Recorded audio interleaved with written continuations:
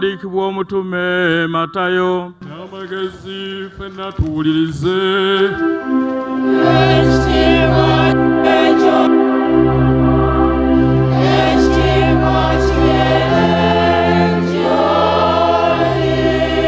Era twebaza omukisa guno Ssaabasajja n'asiima nti omukolo gwe ogw'amazaalibwa essaala zikwatibwe wano ku Lutikko e Namuŋŋoona mu ekirisiya yaffe ya Orthodox.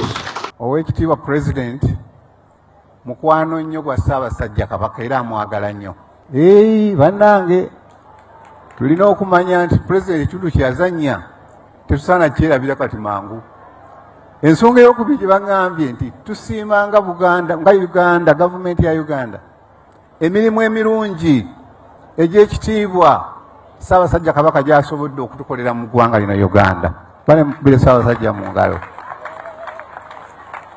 Era tusaba enkolagana eyo ennungi eri wakati wa Ssaabasajja Kabaka ne Pulezidenti waffe, enkolagana eri wakati wa gavumenti y'e Mengo ne gavumenti ya wakati, twongere ginyweza bunyweza, tugende mu maaso nga bwe tweyagalira mu nsi yaffe eya Uganda. Eddiini, ebyobufuzi, amawanga, ebyo bulijjo biba byawufu, naye tewali nsonga lwaki bitutematemamu.